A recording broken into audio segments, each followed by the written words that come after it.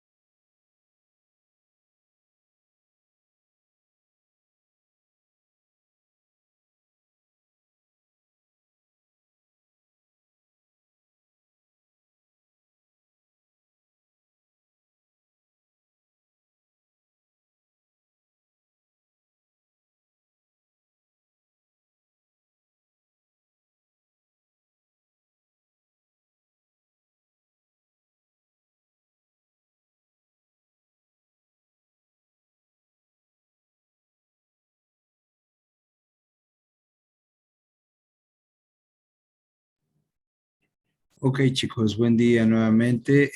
Creo que ya no se va a conectar nadie más, al menos por ahorita. A lo mejor ya están preparando para ir a visitar al novio o la novia. Entonces, vamos a iniciar, porque ya llevamos casi 5 minutos esperando. Entonces, fíjese bien, le voy a poner en la pantalla. Recuerda que la semana pasada nos quedamos aquí. A ver, compartir. Listo. ¿Se ve ya la pantalla, chicos? Sí, sí, ya se ve. Ok. Nos quedamos en esta tabla, pero ¿alguien se acuerda si la vimos por completo? La idea es que, bueno, tenemos una clasificación de las palabras según la sílaba tónica, es decir, según el lugar donde suene la sílaba más fuerte. Entonces, una cosa es la posición donde está la sílaba tónica y otra cosa es la regla que se aplica para poner el acento de manera gráfica. Y entonces aquí tenemos las reglas que son cómo se aplican estas acentuaciones gráficas o esas tildes en las sílabas tónicas cuando la palabra es aguda, de acuerdo a su sílaba tónica, cuando es grave, cuando es esdrújula o cuando es sobresdrújula. ¿Vale? Aquí están presentadas las reglas y están presentados los ejemplos. ¿Vale? En eso nos quedamos. Ahí tenemos un ejemplo gráfico del lado derecho, ¿no? Impreso, y la sílaba tónica es so, es la más fuerte. Bueno, pues es tratar de interpretar de manera gráfica, ¿no? Entonces, la idea es que tenemos nosotros un par de reglas más, pero no son un par, son un trío de reglas que se aplican sobre todo cuando tenemos diptongos o triptongos en las palabras y si estos diptongos aplican en las vocales fuertes o en las vocales débiles, ¿no? Entonces, ahí están esas otras reglas para que ustedes las observen. Son poco comunes, pero también aplican. Y la intención es que usted, para terminar este tema que adelantamos la semana pasada, realice estos ejercicios, ¿no? Entonces, yo lo que quiero que usted haga es que me señale o que me diga dónde se encuentra el acento gráfico en estas palabras.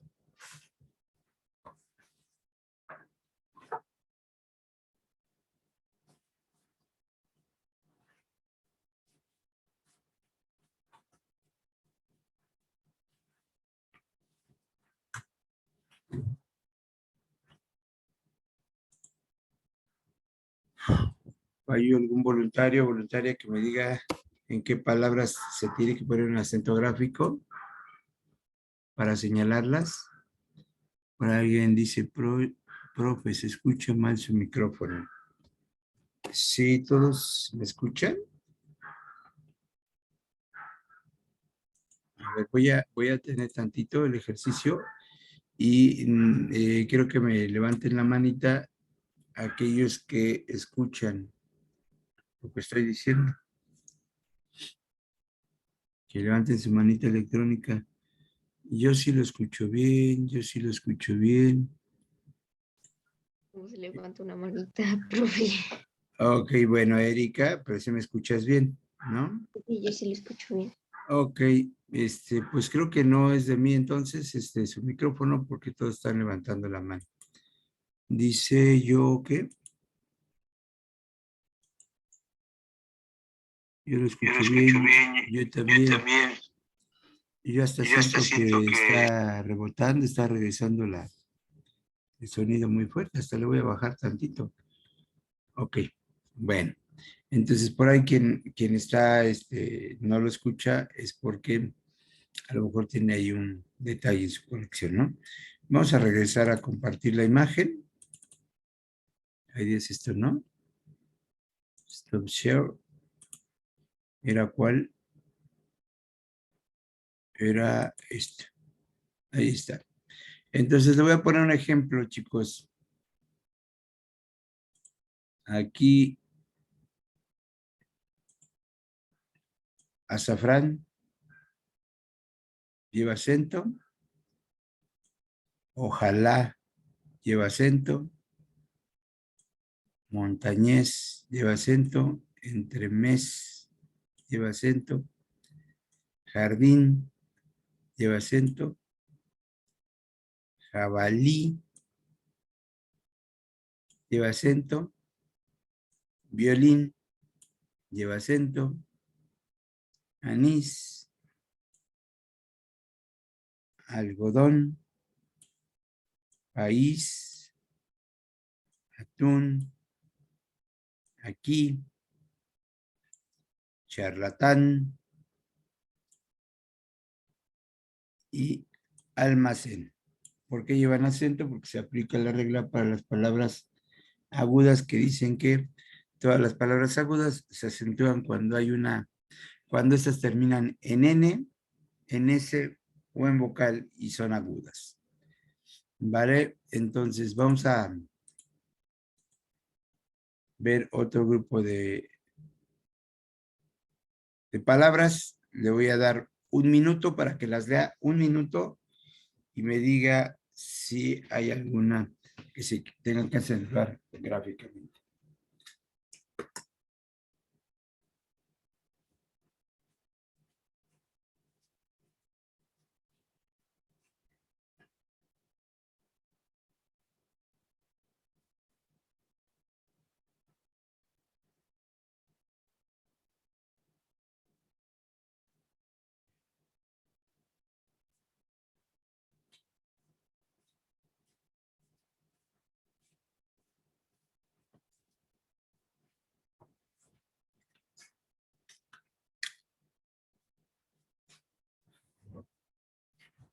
Listo, chicos. ¿Alguien tiene qué palabras?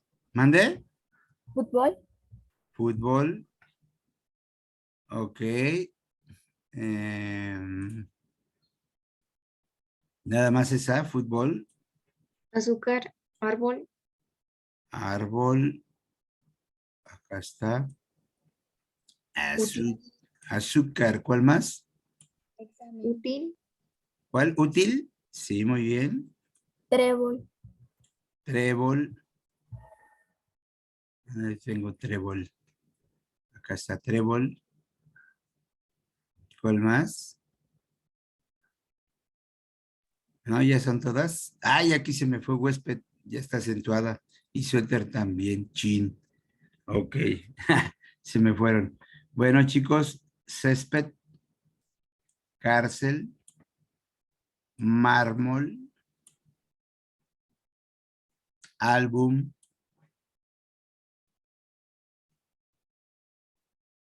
y bueno, pues estas que ya están señaladas, ¿no? Ahí está. Y vamos a hacer un ejercicio más. Hoy, perdóneme. Vamos a hacer un ejercicio más. Bueno, ahí tenemos dos más.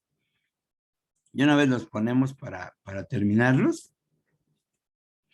Ahí usted me dice, ¿cuáles son? Léalos. Mientras le voy a apagar un poquito el audio porque tengo flujo nasal. Permítanme.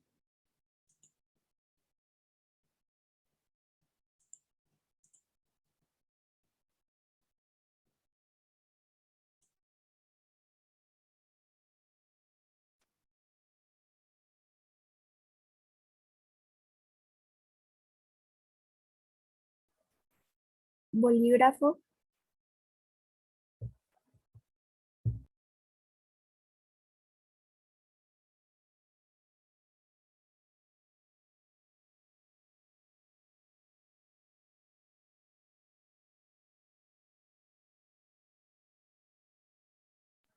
Corazón.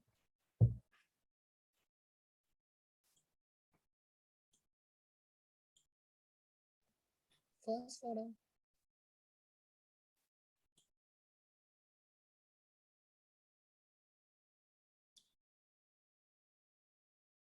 ¿Listo? ¿Cuál, perdón? Teólogo. Teólogo. Listo. Le subrayo las demás, por favor. Salió termómetro, barómetro, lávatelas, Córdoba, acuático, cuídate, piérdelo, laúd, no, esa no, Cuádruple, que aquí se me fue la onda y está. Dátil. Tendrás. Búho. Y tráemelo. Y abajo en el último, para cerrar este tema que dejamos pendiente de la sesión pasada. Raíz, Francés. raíz, Tranvía. región, común, región, maíz, química, Difícil. Raíz, Difícil. mansión, común, región, poesía, maíz, higiénico, química, pues médico, Francés. francés, poesía, daltónico, que aquí se me fue también el asunto, danés, tranvía, Difícil. difícil encontrarlo, acá está difícil, listo. Ahí estamos, chicos. ¿Sale? Esa es la idea, que usted lo puede identificar.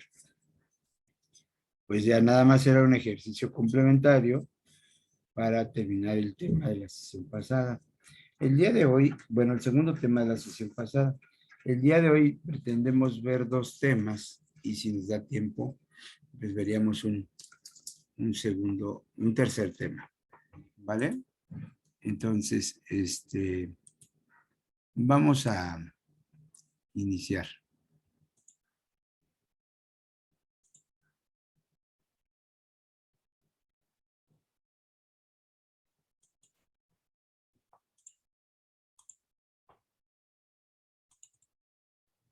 ¿Listo? Entonces, en este otro tema, chicos, tenemos ya que aquí vamos a entrar directamente a la comprensión de textos.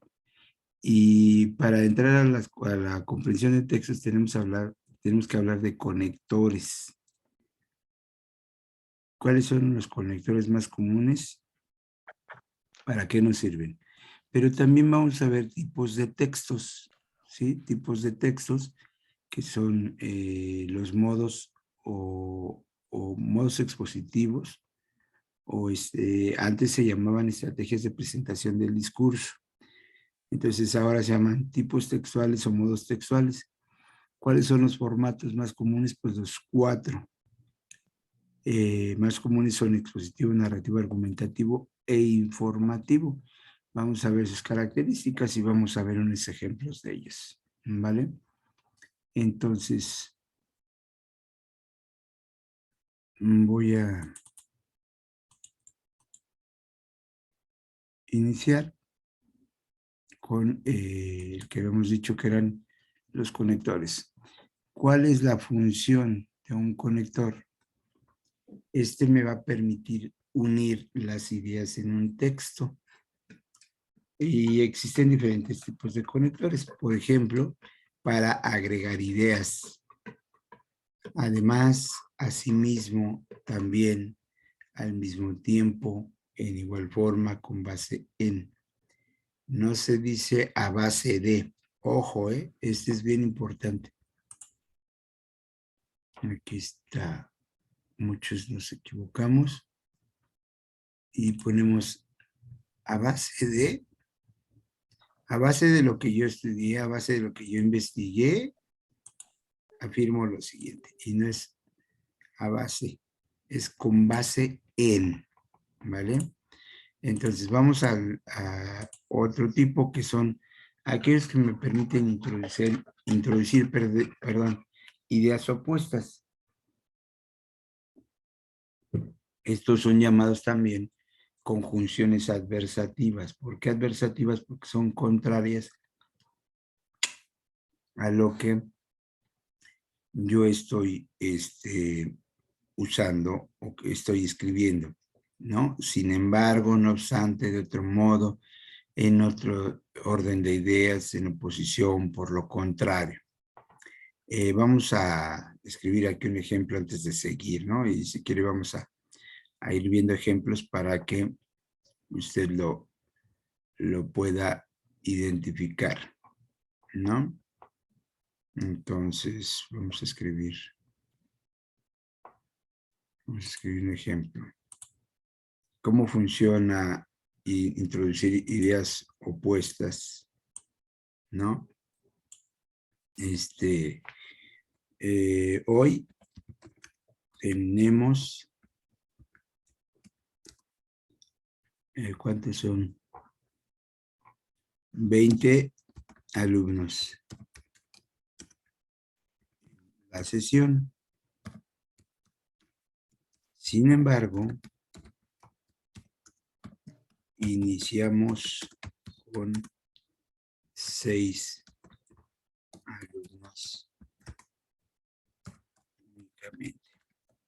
Quiere decir que a lo largo de estos minutos, 10, 15 minutos, no sé cuánto llevemos ahorita, no es cierto, ya 20 minutos, se han ido agregando 13 o 14 alumnos, ¿estamos de acuerdo?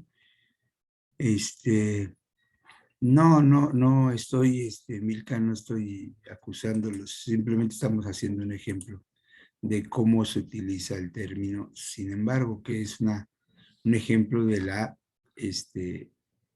del uso de los conectores para las ideas opuestas, ¿no? Fue lo primero que se me ocurrió, perdón. Entonces, pues ya tenemos ahí a otros 3 chavos, ¿no? Jóvenes señoritas. Luego tenemos otro para introducir otro tema concerniente a, con referencia a, en cuanto a, en lo tocante a, respecto a, acerca de, sobre o referente a, eso normalmente estos conectores se utilizan en los cambios de párrafo. Dígame, Paulina, ¿hay una pregunta?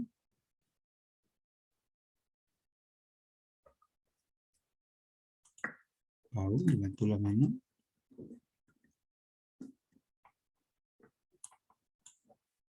Bueno, si hay alguna idea, hágamelo saber, por favor. ¿Una pregunta? Tenemos otro para indicar relaciones de tiempo. Actualmente, posteriormente, en primer lugar, en la actualidad, en otra época, en este momento, por ahora, en tiempos pasados, en nuestros días. En esta época, en esta década, en los últimos decenios, a principios del milenio, son referentes temporales, ¿no? Y algunos como actualmente y posteriormente son adverbios de tiempo. En este momento, en la actualidad, por ahora. ¿Vale? Entonces tenemos uno siguiente que dice que estos conectores nos permiten explicar las causas por esta razón, a fin de que, puesto que, ya que, por ello, por aquello, por esta situación, por ese motivo, por este pretexto. ¿Vale? Entonces, en realidad, chicos, nosotros podemos tener cientos de conectores. La idea es considerar o tomar en cuenta cuál es la función que cumple para poder determinar su utilidad dentro de un texto. ¿Vale? Entonces, ahí está. Seguimos diciendo que los conectores sirven para unir las ideas de un texto. Y aquí tenemos que para agregar ideas, tenemos los siguientes conectores. Además, asimismo, también al mismo tiempo, en igual forma, con base en, luego, por una parte, es conveniente, es preciso, es necesario, es oportuno, etc. Para introducir ideas opuestas, perdón, ya lo había, esto es lo que estaba haciendo hace rato, se me repitió la lámina, no sé por qué. Ahí están, para advertir consecuencias, para hacer una advertencia, ojo, Por lo tanto, en consecuencia, en una y otra parte, en correspondencia, seguidamente, consecutivamente, por consiguiente, en tal sentido, con resultado, en efecto, en conclusión, para establecer comparaciones de igual manera, igualmente, de otra manera, equiparable a, de la misma forma, en las mismas circunstancias, en primer momento. Para expresar opiniones, en mi opinión, a mi manera de ver, considero al respecto, opino, declaro, afirmo, asevero. Ojo, en para expresar opiniones, si se da cuenta, todos tienen una relación con la primera persona, que es lo que va a generar la opinión de quién está hablando o de quién está escribiendo una idea determinada. Y tenemos otros que son para indicar cierres. ¿Cómo voy a cerrar un texto?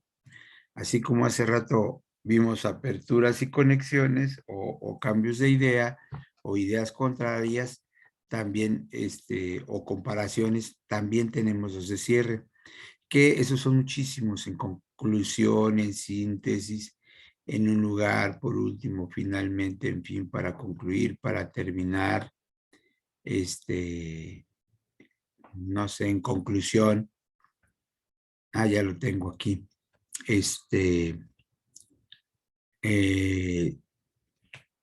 Terminando, ¿no? Ya son conectores que me ayudan a identificar los cierres de los textos o del conjunto de ideas que estoy presentando, ¿vale? Ese temita hay que tomarlo en cuenta, no requiere mucho de su atención, pero sí hay que agregarlo porque forma parte de los temas. Ahora, la parte fuerte de este día, chicos, tiene que ver con los tipos de textos. Yo le había dicho que hay 4 tipos de textos. Los primeros son los textos narrativos. Le voy a decir que estos tipos de textos se presentan a partir de el modo discursivo, es decir, las características que presenta. Entonces, el número 1 es el texto narrativo, y como lo tenemos aquí, va a narrar o va a contar una serie de sucesos, ¿no? Que los cuales pueden ser reales o imaginarios, en un tiempo determinado. Para contar una historia va a necesitar de 2 elementos bien importantes. Un narrador, que es quien va a contar esos textos o esas historias, que puede participar o no en la historia, y obviamente uno o varios personajes que van a intervenir en ese relato. Entonces, tipo de texto número 1, el texto narrativo. ¿Qué características tiene el texto narrativo? ¿Cómo lo puedo identificar? Pues número 1, los textos son verosímiles. ¿Qué quiere decir verosímil? Que pueden ser verdaderos o parecen verdaderos, aunque no lo sean, ¿vale? El número 2, que normalmente tiene una estructura que se divide en introducción, nudo y desenlace. Obviamente, de acuerdo al estilo narrativo, este relato puede también comenzar a la mitad o empezar por el final, de acuerdo al tipo de novela o al tipo de historia que se le esté presentando. Hace rato hablaba yo de los personajes que son los que protagonizan esa historia, y estos se podrían dividir en principales, secundarios y ambientales o fugaces, ¿vale? En el caso de los personajes principales, hay que tomar en cuenta que siempre hay un protagonista, que es el héroe, que es el en torno al cual giran las acciones, y un antagonista, que va a ser aquel que va a tratar de impedir a toda costa que este primero logre su objetivo, ¿no? También tenemos otro elemento, que es el espacio, y es aquel en el que se desarrolla la acción. Entonces, sí es importante que nosotros tengamos un referente espacial para generar esa sensación de verosimilitud. Si yo establezco un escenario, un lugar donde se van a desarrollar las cosas, voy a generar este ambiente de verosimilitud. ¿Sale? Ok. Entonces, hablamos también de un personaje llamado narrador. El narrador es quien cuenta la historia. Vamos a ver los tipos de narradores, ¿no? Narrador en tercera persona. Pues cuando el narrador cuenta los hechos desde fuera, es decir, que no participa en ellos, pero sí genera una sensación de objetividad al no involucrarse en la historia y describir qué es lo que está pasando en la misma. Tenemos un segundo tipo de narrador, que es el narrador de tipo omnisciente, ¿vale? El narrador de tipo omnisciente es aquel que conoce todo sobre la historia, los hechos pasados, los hechos presentes, cuáles son los pensamientos, los sentimientos de los personajes, e incluso cuáles son sus pensamientos y sus sentimientos más profundos, más oscuros, ¿no? Vamos aquí a ver que dentro del narrador omnisciente podemos tener dos subtipos, un subtipo que es aquel que registra solo lo que percibe con los sentidos, ¿vale? También tenemos el narrador en primera persona, ya que cuenta los hechos desde dentro y genera una visión particular de los mismos. En pocas palabras, es el protagonista el mismo que cuenta la historia y la describe cómo la vive, cómo la ve, cómo la piensa, cómo la siente. ¿Vale? Y también tenemos el narrador que puede generar no solamente la perspectiva de la primera persona que le acabo de decir, sino que también registra lo que piensa. Ojo, chicos, en el anterior, el de primera persona, solamente expresa su visión particular, pero en el segundo, que es el narrador protagonista, también genera un monólogo interior. ¿Qué es un monólogo interior? Expresa de manera literal qué es lo que siente o piensa acerca de las cosas y lo manifiesta en la historia, ¿no? Y finalmente tenemos un narrador protagonista que puede ser llamado narrador testigo, el cual se considera como un personaje secundario que observa los hechos y se encarga de contarlos. ¿Vale? Tengo ahí alguien que me está solicitando acceso. Vamos a darle acceso a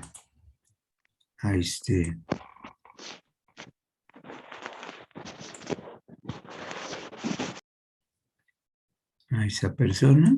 Ya le dimos acceso. Entonces, pues en este tipo de textos narrativos, entonces, aparte de los personajes, aparte del espacio, aparte del tiempo, tenemos un narrador. ¿Vale? Ok. Segundo tipo de texto. Bueno, y en el otro, ¿qué ejemplos de texto tenemos? Pues todos los textos narrativos, que son los cuentos, las fábulas, las leyendas, los mitos, las epopeyas y obviamente las novelas. Segundo tipo de texto descriptivo. Bueno, pues como su nombre lo dice, es identificar las características o los elementos más representativos de algo, ya sea de una persona, de una situación, de un objeto. En ese sentido, lo que se hace es una lista de detalles o rasgos o características para que se pueda entender el objeto o la persona que se está describiendo. Obviamente la descripción debe ser lo más cercana a la realidad. Por lo tanto, estamos hablando de una descripción lo más objetiva posible. Ojo, cuando hablamos de descripción dentro de la narración, sí se podrá utilizar el sentido figurado. Le explico. No es lo mismo describir una persona que usted voltee y me describa a su hermano, a su hermana, a su mamá, a su papá, incluso que me describa a su mascota.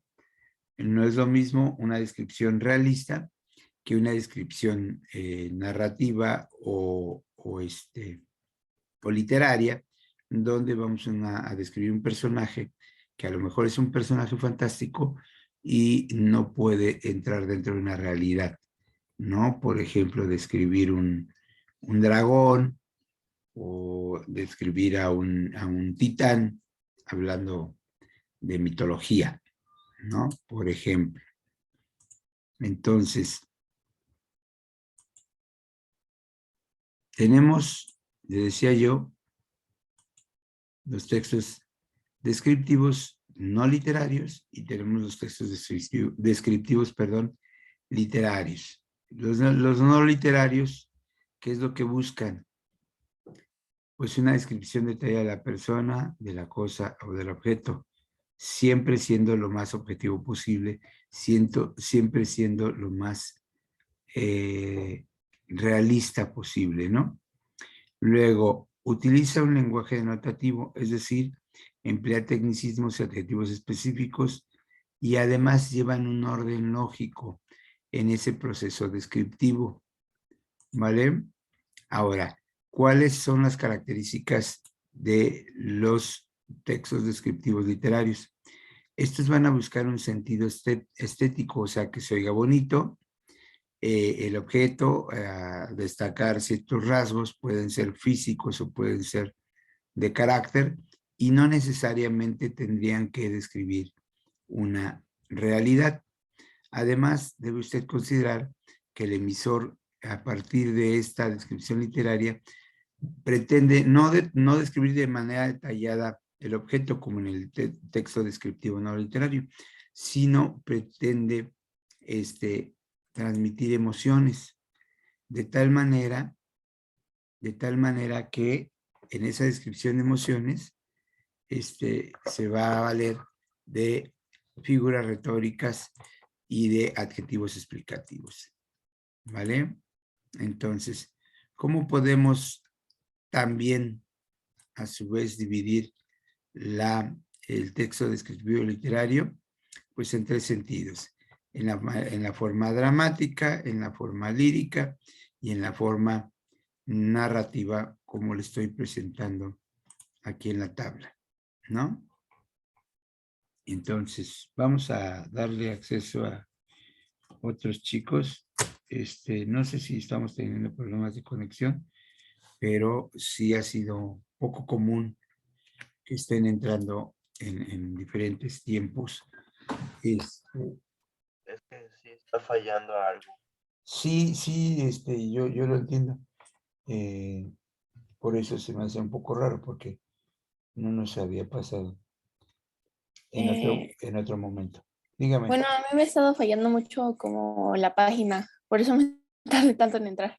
La página. Ajá, Sí, de hecho yo me sale como que tiene un error.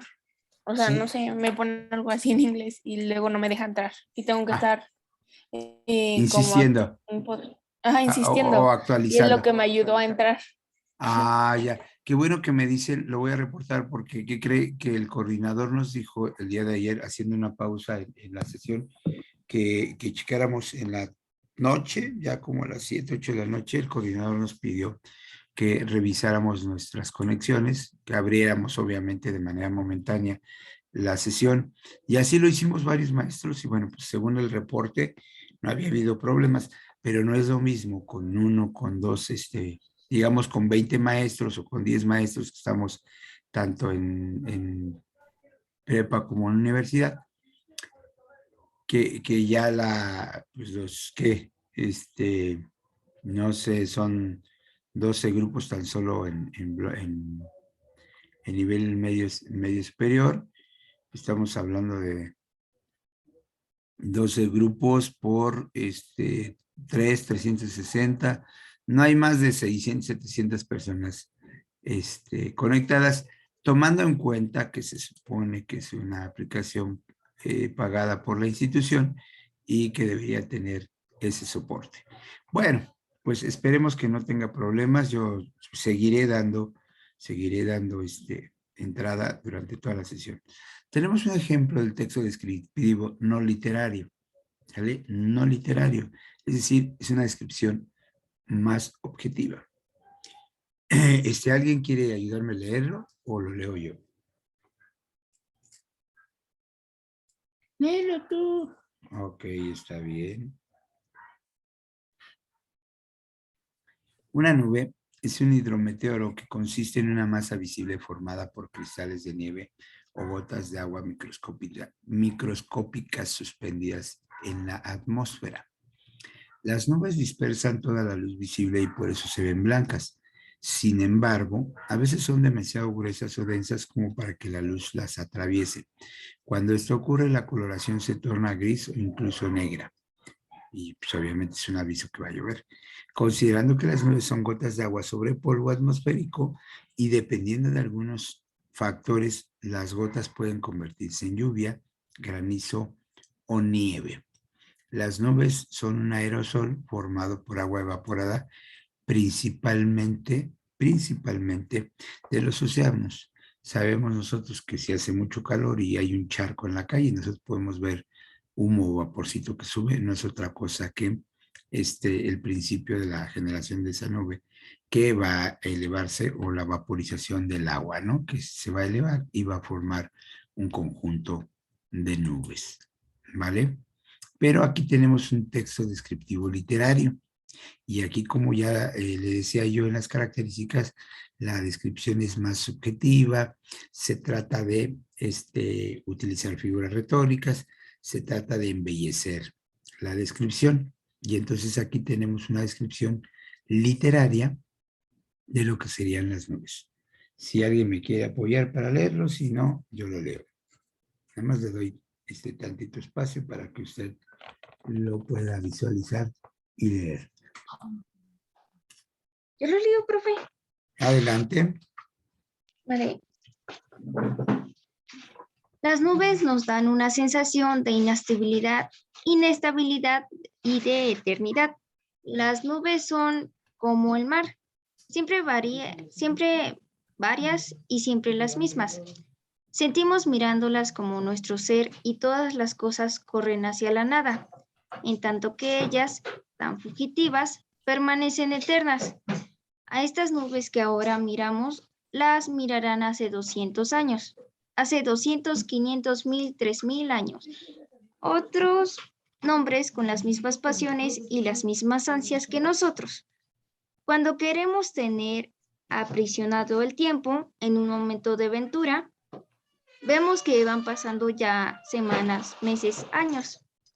Las nubes, sin embargo, que son siempre distintas en otro momento, todos los días van caminando por el cielo.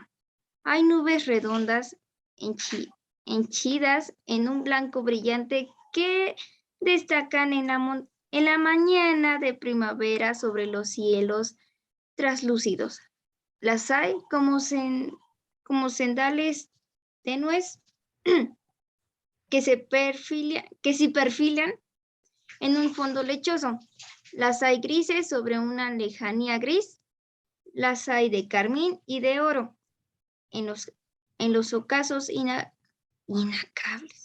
inacabables, profundamente melancólicos de las llanuras. Las hay como velloncitas iguales o innumerables que dejan ver por entre algún claro de un pedazo de cielo azul. Unas marchan lentas, pausadas, otras pasan rápidamente, algunas de color de ceniza cuando cubren todo el firmamento, dejan caer sobre la tierra una luz opaca, tamizada, gris que presta su encanto a los paisajes otoñales. Listo. Ok, te agradezco mucho, hija. Si usted se da cuenta, chicos, yo le decía, le doy un momento para que usted trate de identificar el texto para que se vincule con él, porque aquí hay muchos términos, henchidas de blanco, nubes redondas, las hay como sendales tenues, que es un sendal, es una tela delgadita, fina, ¿no? Unas marchan lentas, pausadas, otras pasan rápidamente, ¿vale? Y el remate, ¿no? Tamizadas de gris que prestan sus encantos, a los paisajes otoñales. Entonces, aquí ya estamos hablando de muchas figuras retóricas que nos van a permitir darle un cierto estilo. Entonces tenemos aquí un texto descriptivo que busca la parte literaria, ¿vale? Entonces ya llevamos dos tipos de textos, chicos. El texto narrativo con las características que le presentamos y el texto descriptivo, ya sea descriptivo literario y el no literario. Tenemos otro texto, un tercer texto que es el texto expositivo. Y esos textos son aquellos que pretenden informar, pero transmitir una visión objetiva de un asunto, de un tema determinado, respondiendo a las preguntas qué, cómo y por qué, considerando los siguientes recursos, que se deben ofrecer datos, hechos y ciertos conceptos de manera particular. Es decir, el texto expositivo debe ser lo más objetivo posible. Por lo tanto, el autor, al no formar parte del asunto, no va a ofrecer su opinión sobre lo que está narrando o contando, como así sucede en el texto narrativo, ¿vale? Dependiendo de la posición del tipo de narrador del que estamos hablando. ¿Cuáles son las características de los textos expositivos? Bueno, pues primera y bien importante, la objetividad. No involucrar las emociones y los sentimientos particulares, sino nada más mostrar el resultado de la investigación a partir de datos o hechos comprobables y verificables. Un texto expositivo siempre será escrito en tercera persona precisamente para no involucrarse.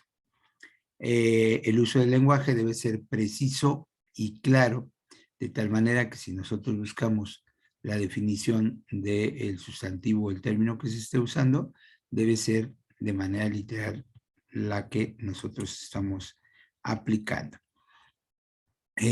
También los textos expositivos van a usar conectores de enumeración y de comparación, como los que acabamos de ver al principio de la sesión, para estructurar el texto y facilitar la información.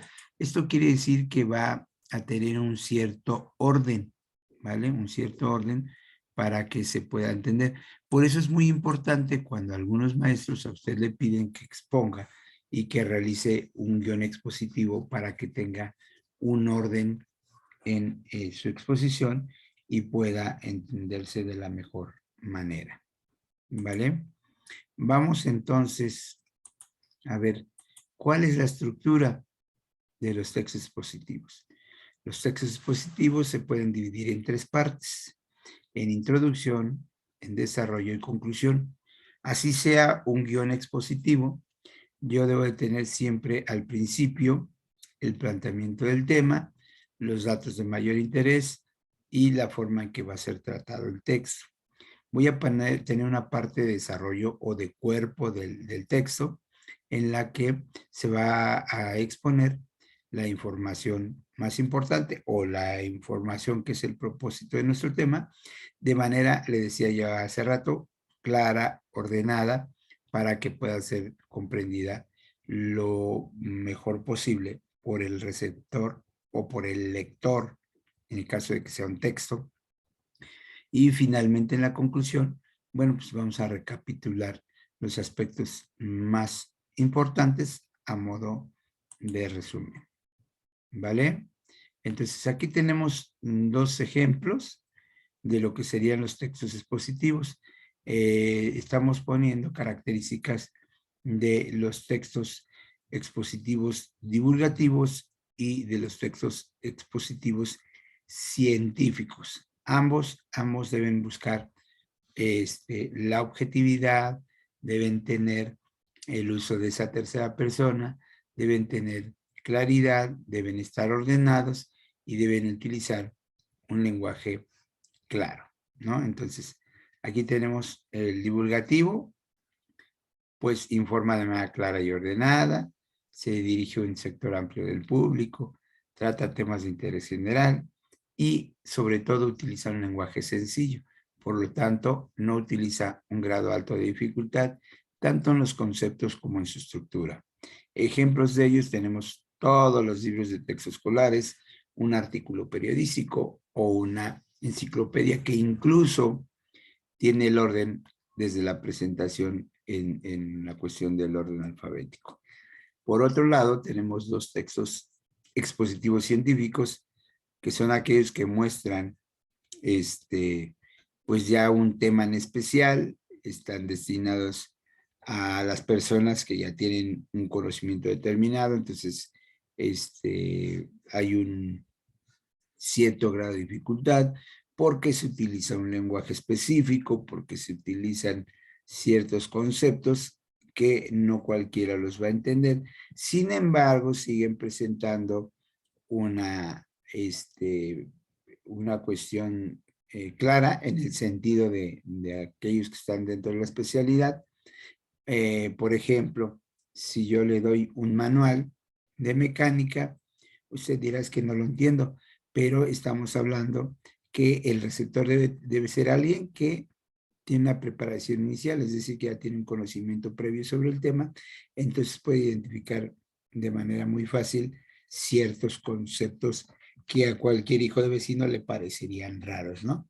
Los artículos científicos, los apuntes, las conferencias, las tesis, los artículos médicos, ¿no? Que hay luego cuando usted va al doctor o al dentista, ahí hay revistas científicas que hablan de temas o de investigaciones o de, presentan ciertos temas específicos de la salud o específicos de cualquier área del conocimiento, de arquitectura, de diseño, etcétera, etcétera. ¿Vale? Entonces, bueno chicos, nos vamos con el último tipo de texto, que es el texto argumentativo. Aquí sí se van a expresar las opiniones personales, porque la intención es persuadir al lector. Por lo tanto, la función principal o el propósito principal es demostrar una tesis. ¿Qué es una tesis, chicos? Una propuesta personal sobre algún tema o alguna situación. Hay de diferentes tipos, los hay científicos, hay ensayos. Los ensayos pueden ser filosóficos, los ensayos pueden ser artísticos, los ensayos pueden ser científicos, los ensayos pueden ser morales, por ejemplo, los ensayos pueden ser escolares, ¿vale? Hay textos periodísticos y dentro de los textos periodísticos existen los artículos de opinión, las editoriales. En este caso, los textos periodísticos, en la última sesión de este curso vamos a ver cómo se conforman esos textos periodísticos. Existen los textos políticos, que son aquellos discursos que dan los políticos en la Cámara de Diputados, en la Cámara de Senadores, los gobernadores, los alcaldes, los presidentes municipales, el presidente, un secretario de Estado, todos aquellos textos que con un propósito proselitista elaboran los políticos. Existen los textos para mítines, existen los textos jurídicos que tienen que ver con el ámbito legal y obviamente son utilizados por los abogados, por los jueces, por los ministerios públicos. Existen los coloquios y existen los debates, que son dos tipos de formato que se utilizan en congresos, son convenciones o en simplemente alguna competencia, algún concurso, hablando de debates, por ejemplo, en un concurso escolar o en una competencia de políticos por algún puesto de elección popular. ¿Vale? Entonces, fíjese bien, vamos a identificar las características de los textos argumentativos, ¿no? Deben estar, si bien deben estar siguiendo un punto de vista objetivo, sí se deben de escribir de manera impersonal, pero estamos hablando que es una cuestión oculta, es decir, yo le voy a tratar de dar a entender al receptor que no es mi propósito hacer que piense como yo o hacer que crea lo que yo digo, pero en realidad es una forma oculta, es un motivo oculto, ¿no? Siempre se va a hacer usar la primera persona, de tal manera que se va a decir o se va a utilizar uno de los conectores que decíamos hace rato, ¿no? Yo pienso, yo siento, yo creo, considero, analizo, pretendo, busco, etcétera, etcétera, siempre en primera persona. ¿vale? Y aquí está lo que le decía, a pesar de que el texto esté pensado para convencer o argumentar un hecho, el autor debe dar la sensación de imparcialidad, pero nada más la sensación, de tal manera que los argumentos se expresen usando un tono menos subjetivo, aunque el propósito principal es hacer que el receptor o el escucha crea, diga o haga lo que yo le estoy proponiendo. Y pues obviamente siempre se debe tener una idea principal, es decir, un hilo conductor, un propósito que se persiga de manera individual, ¿vale? Entonces, yo estoy poniendo los conceptos y los estamos leyendo, tratándolos de explicar para que usted los entienda, pero si hay alguien que esté tomando nota y necesite que me detenga, que me regrese o que repita la idea, me lo hace saber, por favor. Voy a dejar entrar aquí otra niña que ya se había salido y sí, seguimos teniendo los problemas de conexión. Ok. Ya vimos las características de un texto argumentativo. Ahora vamos a ver su estructura. Si se da cuenta, también está formada por 3 partes, como en los textos positivos, pero aquí las intenciones son diferentes. En la introducción siempre se va a manifestar una idea y se va a defender esa idea, porque ese es el propósito, ¿no? Entonces, yo voy a mostrar y justificar mi idea en un principio, en una entrada o introducción. Después, ya en el cuerpo, en el desarrollo del texto argumentativo, voy a tener las ideas, las opiniones que van a respaldar, que van a defender esa postura inicial o tesis que yo tuve, esa idea principal, y el objetivo, el propósito principal, obviamente, es convencer al lector de que lo que yo estoy diciendo es lo correcto, ¿vale? Y ya finalmente, en la conclusión, se debe, digamos que remachar o recuperar la razón principal o el porqué de las ideas principales y el desarrollo de los argumentos. Es decir, yo voy a retomar las ideas principales, o si yo puse 6, 8 ideas, ¿cuál de esas, elegir una de esas ideas, retomarla, recapitularla y presentarla como la que mejor va a defender mi tesis o postura inicial? ¿Vale? Entonces, vamos a irnos a otro tipo de texto, que es el texto pura y meramente informativo, ¿no? El texto informativo parecería en ciertas formas similar al texto expositivo. Sin embargo, aquí en el texto informativo, lo más importante es que se debe proporcionar al receptor, escucha o lector, pues datos e información sobre un tema específico determinado, pero este tema debe ser real, debe ser actual y debe ser importante, ¿vale? Estamos hablando de las noticias, básicamente. Entonces, voy a establecer una primera diferencia entre el texto expositivo y el texto informativo. ¿Ambos son objetivos? Sí. ¿Ambos hablan de hechos o acontecimientos reales?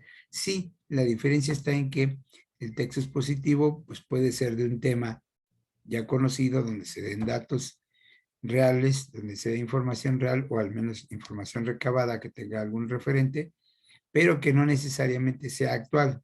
Por ejemplo, yo puedo hacer una exposición en el salón sobre la conquista de México, o puede ser una exposición sobre la Segunda Guerra Mundial, y yo le voy a hablar sobre datos reales, o al menos sobre datos recabados que me dan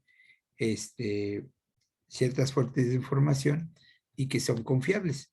Pero aquí en el caso del texto informativo, obviamente estamos hablando de hechos reales, de hechos contemporáneos y que son de interés o de impacto social, ¿no? Esa es la gran diferencia que existe entre ambos, ¿no? De tal manera que el texto informativo también tiene sus propias características. En un principio, el texto informativo debe ser claro, ¿no?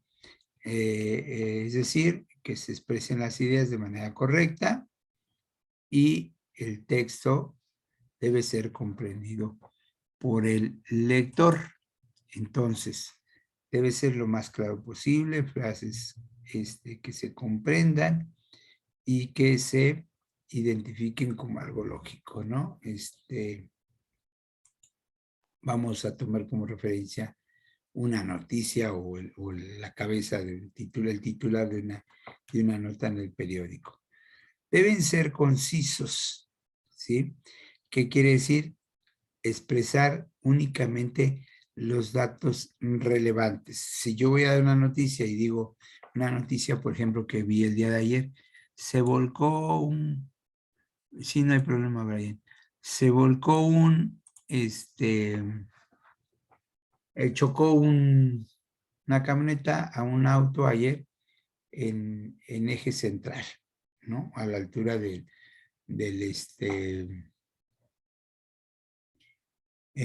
la colonia de los doctores, ¿no?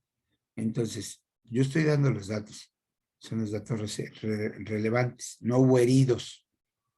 Si yo digo, no, pues es que era un carro rojo, modelo 2017, con placas tales, tenía una manchita en el vidrio izquierdo, y ya había muchos chismosos y muchos curiosos, eso ya no me va a dar la concisión que yo busco y que yo necesito dentro de la información que quiero transmitir. ¿Sale? Entonces, la tercera característica está unida con la concisión y esta tiene que hablar o tiene que referirse a sentarse en el tema principal. Si yo voy a hablar de un accidente, única y específicamente voy a dar los datos básicos de quién, qué, quién, cómo, cuándo, dónde pasó lo que yo voy a transmitir. Estoy hablando específicamente de un accidente, pero también puedo hablar de una nota, de lo que dijo el presidente el día de ayer, de cómo sigue la situación del COVID en México, etcétera, etcétera, ¿no? Entonces, tendremos que tomar en cuenta que este mensaje se debe adecuar al público o al tipo de público que va dirigido, ¿no? No es lo mismo emitir una noticia financiera que una noticia policíaca, por ejemplo. ¿Vale? Entonces, ¿cuál es la estructura de un texto informativo? Pues va a tener un título, ¿no? Es decir, desde el título yo ya voy a explicar cuál es el tema que voy a abordar. El título de la Areli, gracias por rayar mi pizarrón, mi pantalla. Debe tener un subtítulo. Este subtítulo nos va a ayudar a ampliar la información que se ha dado. Vamos a tener una introducción, ¿no? Que normalmente en pocas líneas o en un párrafo se va a describir el tema del texto y se va a ubicar al lector. Va a tener obviamente un cuerpo en donde va a ir la información necesaria para entender la idea principal, o en este caso la noticia, y va a tener una conclusión o remate donde ya habíamos dado la información, que en eso sí se parece al texto expositivo, donde se van a presentar o recuperar las ideas más importantes que se han presentado. ¿Vale? Entonces, esto referente al texto informativo. Ojo, chicos, no necesariamente tienen que ser noticias, ¿no? Puede ser, por ejemplo, un informe de gobierno. Puede ser, por ejemplo, un informe de una investigación. Puede ser, por ejemplo, un informe de actividades. Así de fácil, así de sencillo. Le voy a poner una tabla, ¿sí? Una tablita donde estoy resumiendo estos tipos de texto o modos textuales que le acabo de comentar, ¿vale? Tipos de texto o modos textuales. Y la idea es que usted la copie y que la tenga a la mano porque va a ser más fácil que usted tenga ya aquí organizado y clasificado los tipos de texto o los modos textuales de los que hablamos, que son el narrativo, el descriptivo, expositivo, argumentativo, con las características más importantes de cada uno en la columna número 3 y con ejemplos o los lugares en donde normalmente se utilizan estos tipos de texto. ¿Vale? Le voy a dar un par de minutos para que usted tome nota, tome una foto, tome una captura de pantalla, si así lo quiere. Le voy a dejar 2 minutos, por favor.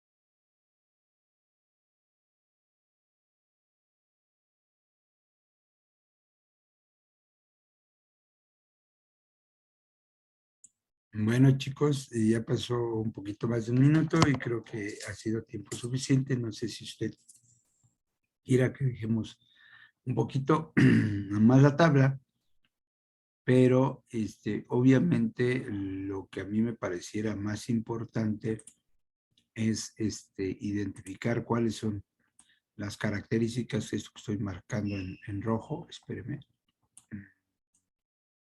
Aquí está, las características de cada uno de los tipos de texto. Y obviamente saber que los tipos de textos están relacionados, o los modos textuales, están relacionados con los sitios o los espacios, los documentos en los que se utilizan, haciendo la aclaración que no son excluyentes. Es decir, que si yo en una novela que forma parte de los modos textuales narrativos, puedo tener un texto descriptivo, por ejemplo, ¿no? O que en un texto informativo, como puede ser una nota informativa, una noticia, no pueda tener yo, por ejemplo, la parte narrativa o la parte argumentativa, ¿vale? O que en un texto expositivo pueda yo no tener la parte descriptiva, o que en un narrativo no tenga la descriptiva y la informativa. Es decir, puede haber una mezcla de tipos o modos textuales, aunque la idea de lo que yo tengo en el espacio o en el recuadro en amarillo, donde yo pongo dónde se utilizan ese tipo de textos, el propósito principal es que usted sepa que el modo, el tipo de texto textual, perdón, el modo textual o tipo de texto es preponderante en cada uno de estos elementos, de acuerdo a lo que estamos marcando. Es decir, en las novelas, en los cuentos, en los relatos, predomina el modo narrativo, aunque haya descripción o que haya exposición, por ejemplo, ¿no? En la nota informativa predomina el texto informativo, el modo informativo, aunque también haya exposición, aunque haya descripción, por ejemplo, ¿vale? Esa es la intención de esta tabla o de este cuadro organizativo que le estoy presentando, perdón. Hasta aquí, chicos, dudas, preguntas.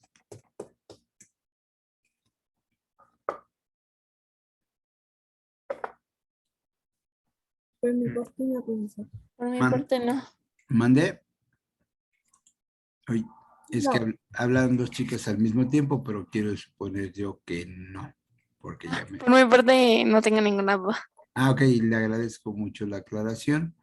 Entonces, ojo chicos, aquí lo más importante es que nosotros podamos identificar los rasgos característicos de cada uno de los modos textuales, ¿vale?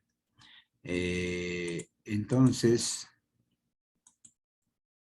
pues yo le pongo ahí unas, espérame. Algunas páginas de las cuales checamos su vigencia hace un mes, un poquito más. Y la intención es que usted refuerce este tema, por ejemplo, de los conectores que vimos al principio. Perdón, me regreso tantito. Ahí están, el tema de los conectores, páginas de consulta de referencia, nada más para completar la idea, ¿vale? Entonces, si no hay más dudas, si no hay más preguntas, cerramos este primer tema, que es el principal y que se refiere a los conectores y los tipos de textos. Para poderse comprender, tenemos que identificar sus características, ¿vale? Y nos vamos con otro tema que tenemos preparado para el día de hoy, que es el de los signos de puntuación. Entonces, aquí está, signos de puntuación. Vamos a darle entrada, también forma parte de la sesión 4. Y vamos a identificar la función de los signos de puntuación principales.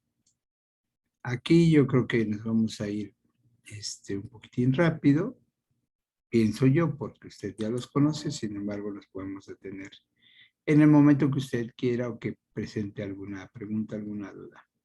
El punto, pues obviamente, es aquel que indica una pausa en la lectura, y hay tres tipos de puntos, ¿no?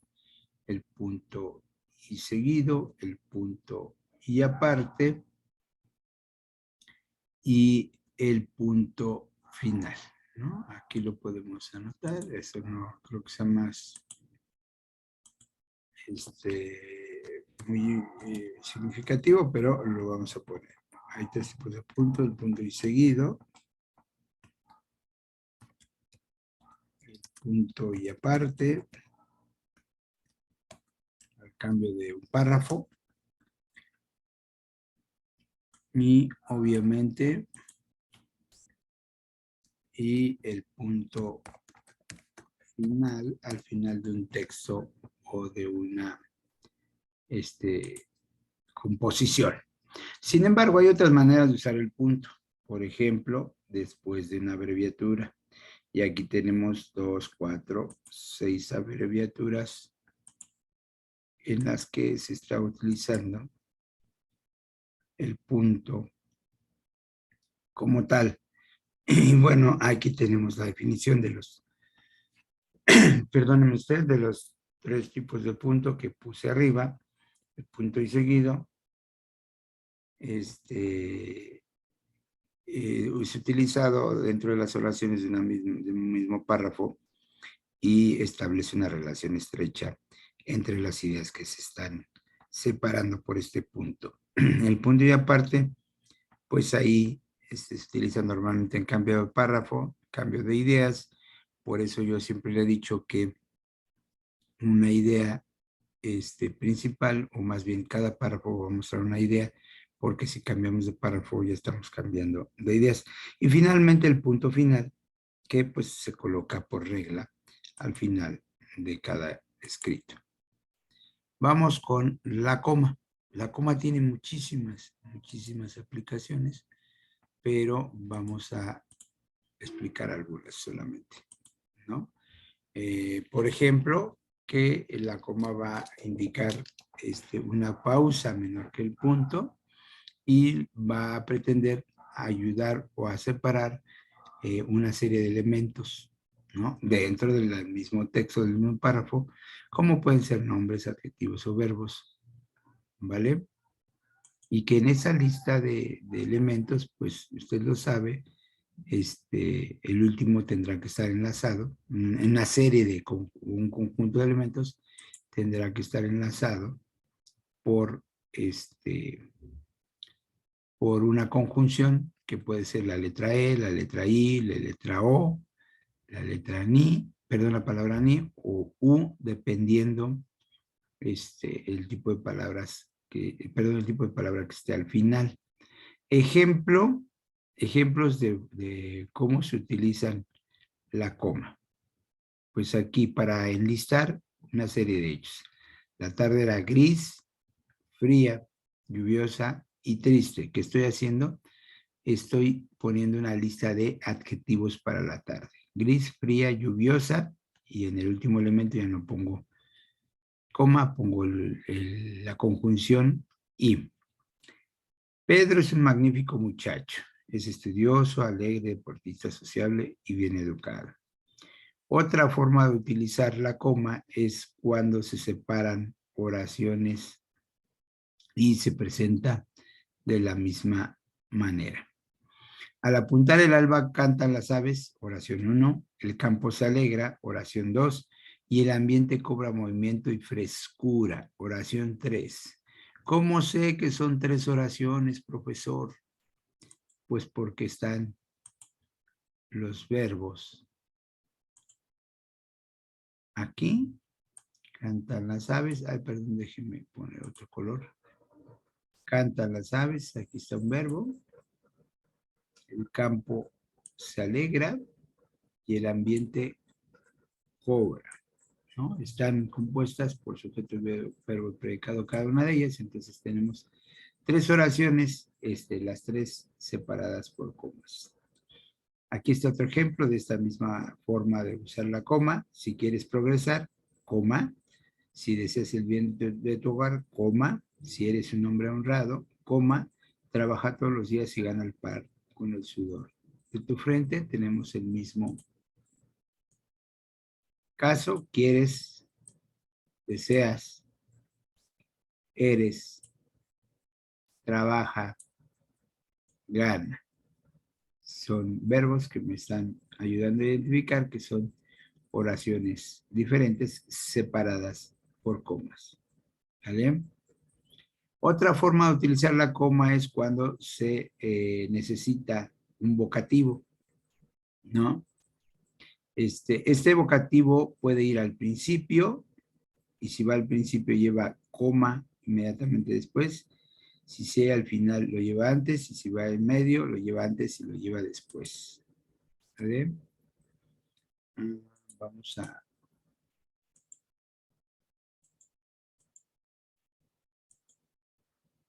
ver aquí los ejemplos que yo le decía. ¿Sale? Del vocativo. Déjenme borrar esto. Yo le decía que si el vocativo va al principio, lleva coma después. Aquí está, mire. Aquí está la comita. ¿Sale? Si el vocativo va después, lleva la coma antes. Y si va en medio, lleva la coma antes y después del vocativo, ¿no? Entonces, chicos, en el primer caso, El vocativo va al principio, caminante. Estoy llamando la atención de alguien. No hay camino. Se hace camino al andar. En el caso del segundo, el vocativo va al final. Cuídate del agua mansa, coma, amigo mío. Ese es el vocativo. Y en el tercer caso, me acordé mucho de ti, coma, madre mía, coma, el día de tu cumpleaños. El vocativo va en medio y está subrayado. En los tres casos, se utiliza la coma, pero se coloca de acuerdo a la posición en la que se encuentra el vocativo. ¿Vale? También la coma se usa antes y después de oraciones explicativas. Estas oraciones van intercaladas y pueden suprimirse o pueden eliminarse sin que se pierda el sentido fundamental de la oración principal.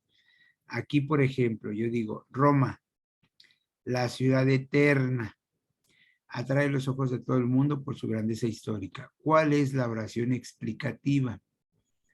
Pues la oración explicativa es aquella que se encuentra en medio de las comas, perdón, que sería esta, o la voy a marcar metiéndola en un cuadro, que sería esta, ¿sí? La ciudad eterna, y que si yo la borro, chicos, si yo elimino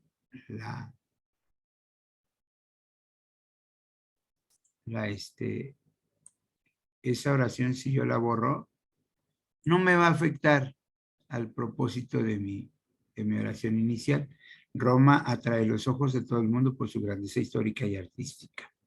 ¿Sale? Aquí tengo otro ejemplo abajo, que por cierto me faltó el acento en Cuauhtémoc. Cuauhtémoc, el joven abuelo, fue el héroe de la resistencia mexicana. De igual manera, chicos, aquí tengo yo en medio de comillas la oración explicativa, y si yo la borro, o si yo la quito, aquí está,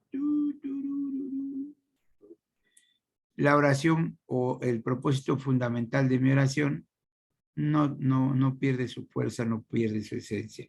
Cuauhtémoc fue el héroe de la resistencia mexicana, ¿vale? Entonces vamos a explicar otra más, otro uso de la coma, las conjunciones adversativas. ¿Cuáles son las conjunciones adversativas? Habíamos dicho hace rato,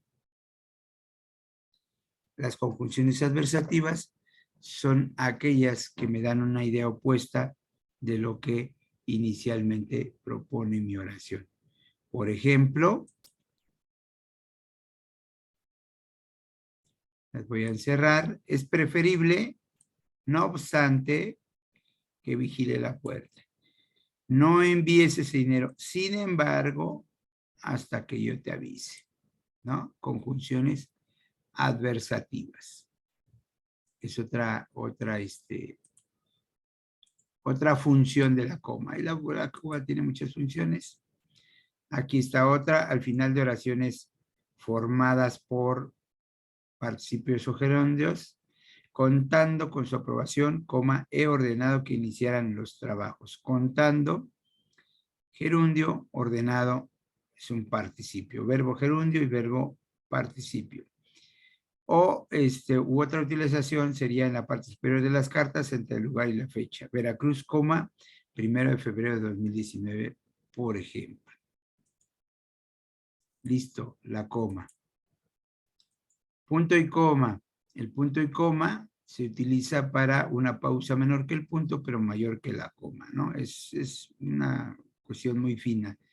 Y lo que va a hacer es separar oraciones consecutivas un poquito más largas que las oraciones separadas por las comas, pero no tanto como para que yo ponga punto y cambie de idea. Por ejemplo, lo que tenemos aquí. No hay amor como el amor de madre, punto y coma. No hay ráfagas de indiferencia y de olvido que anulen el cielo de su ternura, punto y coma. No hay goce que compense el tormento de su corazón. Si se da cuenta, son oraciones más largas que las que vimos hace rato en el uso de la coma. También el punto y coma se usa para separar oraciones consecutivas que pertenecen a una misma cláusula, pero que esa misma cláusula, que ese mismo párrafo contiene a su vez elementos separados por comas. Vea el ejemplo, este es un ejemplo muy claro. En aquella reunión era imposible entenderse, punto y coma. Unos hablaban inglés, punto y coma, otros, coma, francés, aquellos, coma, alemán, los demás allá, coma, ruso, ninguno además quería hablar otra lengua que no fuera la suya. Obviamente aquí el uso de la coma va a sustituir a los verbos y el uso del punto y la coma va a separar las ideas que presenta cada uno de los idiomas o de las intenciones en las que se explica por qué era imposible entenderse en esa reunión. ¿Vale? Entonces, el uso de el punto y la coma. Nos vamos con los 2 puntos. Y estamos hablando de puntos, estamos a punto de terminar. 8:40, 9:40, perdón. Terminamos, entonces vamos a ver si podemos acabar estas ideas. Los 2 puntos van a indicar una pausa larga y van seguidos siempre de una aclaración. Se puede emplear en saludos, por ejemplo, señoras y señores. Cuando se cita un autor, por ejemplo, Sócrates repetía la misma famosa sentencia, 2 puntos. Antes de una enumeración, ¿no? Y después de las palabras, por ejemplo, verbigracia, a saber, los siguientes como sigue, ¿no? Aquí está el ejemplo. En la clase hay colgados 5 mapas, 2 puntos y seguido, y se explican los mapas. Es una enumeración. Por ejemplo, perdón, me regreso. Aquí tenemos la enumeración, chicos.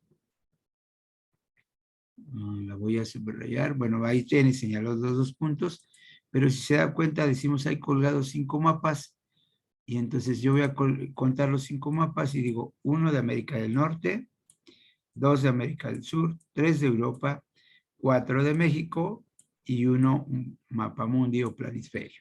Y entonces ya tengo ahí enlistados los 5 tipos o clases de mapas que me están señalando mis 2 puntos y seguido. Esas son, creo que, las 3 funciones fundamentales de los 2 puntos. Vamos con los puntos suspensivos. Voy a borrar lo que puse, ahí está. Puntos suspensivos y se utilizan para varias funciones. Una, cuando se deja incompleta una oración. Por ejemplo, dime con quién andas, pero es una oración que ya se sabe la segunda parte. Por cierto, ¿usted se sabe la segunda parte de esa frase? Dime con quién andas. ¿Alguien se la sabe? ¿Y te diré quién eres? Y te diré quién eres. Muy bien, excelente. Para expresar incertidumbre, duda o temor. No negaré sus buenas intenciones, pero, así como, pero yo tengo mis dudas, no sé qué me vaya a hacer, por ejemplo.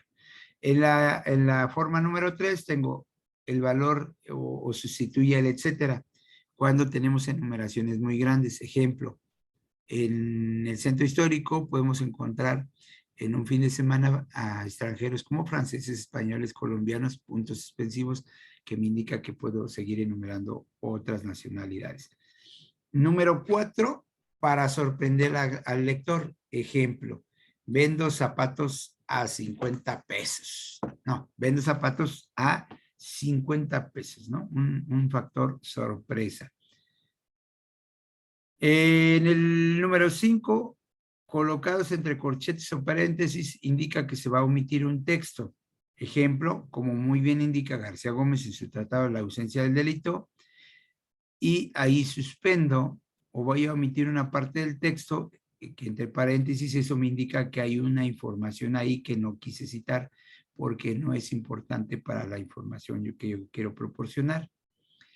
El presidente fue explícito: no vamos a consentir ningún movimiento que no pudiera dejar en evidencia ante nuestros aliados. Puntos suspensivos quiere decir que ahí hay una información extra, y remata: y tampoco ante nuestros enemigos. Y finalmente, la forma de utilizar los puntos suspensivos número 6, cuando se quiere interrumpir un periodo por no ser necesaria su continuación. ¿Vale? Y yo digo: el viento del bosque llevó su oración, que era Padre nuestro que estás en los cielos, y no es necesario que yo ponga la continuación, porque la gran mayoría de los católicos conocemos la continuación de esa oración. ¿Sale? Puntos suspensivos. Tenemos paréntesis. ¿Sale? Los paréntesis se pueden utilizar con 3 propósitos principales. Por ejemplo, cuando se interrumpe el sentido del discurso, ¿no? Las asambleas, ejemplo, la última duró casi 4 horas sin ningún descanso, se celebran en el salón de actos. Forma de utilización número 2, para intercalar algún dato o precisión, ideas o fechas, ¿no? Ejemplo, una ONG, pues describo cuál es la descripción de esas siglas, o cito una fecha, el año de su nacimiento, 1616, el mismo que murió Cervantes. Y el tercer propósito de los paréntesis es cuando se evita introducir una opción del texto, es decir, cuando yo tengo opción de agregar un dato u otro. Por ejemplo, en el documento se indicarán el o los, singular o plural, día o días, singular o plural, en que haya tenido lugar la baja. Y un cuarto y último objetivo sería cuando se encabeza una clasificación o una enumeración. Por ejemplo, A, en los estantes superiores de la sala de juntas, o bueno, pues ahí está, repetí el ejemplo, perdone usted, pero es el mismo ejemplo. ¿Listo? Y nos vamos finalmente, chicos, a otros signos menos importantes que no le van a preguntar en la prueba, pero son complementarios. Básicamente a usted le van a preguntar el uso de la coma, el uso del paréntesis, el uso de los 2 puntos, el uso obviamente del punto, que es muy sencillo, y el uso de los puntos suspensivos. Esos 5 son los que le van a preguntar en el examen, pero sabemos que tenemos el signo de la raya, aquí normalmente usado en diálogos, el signo del guión, que se utiliza normalmente para palabras compuestas, estamos hablando del guión corto, ¿vale? Tenemos otros signos que usted también conoce, que son la diéresis y que se escribe sobre la U cuando se pretenden pronunciar la U cuando tenemos sílabas ge o gi, por ejemplo, yegüita y contigüidad. Las comillas, que también tienen ciertos usos, principalmente para indicar palabras impropias, o sea, groserías, enaltecer títulos, poner citas, apodos, citas sexuales, frases célebres, y tenemos los signos de interrogación y admiración, donde en el primero ambos se emplean para generar preguntas en el primero y en el segundo para generar ciertas emociones, ¿vale? Para generar ciertas emociones. ¿Listo? Entonces, chicos, tenemos ahí unos ejercicios, pero los vamos a dejar para después y les doy algunas páginas de consulta para este tema que tienen que ver con los signos de puntuación. Son estas 4 páginas que usted tiene de consulta, y si no hay dudas o preguntas, son 9:35. Yo, como siempre, le voy a dar la pausa para que usted pueda descansarse tantito, ir al baño, tratar de desconectarse y conectarse, ahorita que tenemos problemas de conexión, conectarse con la siguiente materia. Dígame, Jacob. ¿La guía se tiene que comprar o tenemos que buscarla en internet? Es opcional, Jacob. Si tú la encuentras en internet y la puedes resolver en internet, adelante.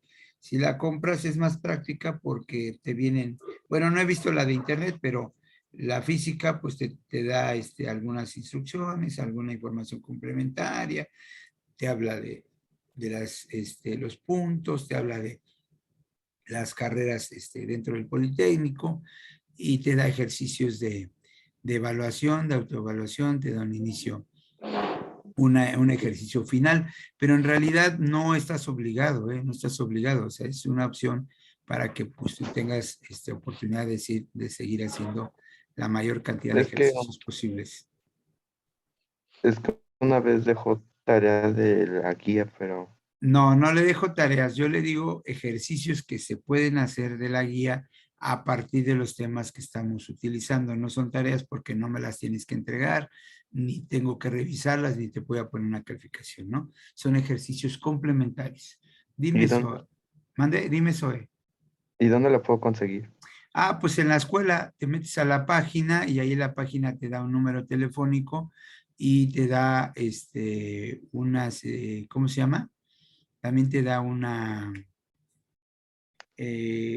número de cuenta al que debes hacer un depósito y luego con tu voucher llamas a la escuela y ellos te dicen cuándo y dónde te la entregan. Dime, Zoe. Gracias. De nada, Jacob. No, Zoe. Bueno, pues chicos, si no hay nada que agregar, yo lo voy a cortar aquí para que se pueda grabar la reunión y podamos entrar al siguiente grupo. Le agradezco mucho, que pase un buen fin de semana. Cuídese mucho. Gracias, maestro. Hasta luego. Hasta luego, gracias. Es maestro, Karina, hasta gracias. luego. Bye. Bonito fin. Bueno, creo que Igualmente. mañana nos vemos, ¿no? Sí, Ok. sí, nos vemos mañana. Gracias, Sí, profe. Gracias. Creo que sí, porque dijeron que también nos sábado tocaba y el domingo. domingo. Órale, pues, nos Ajá. vemos mañana.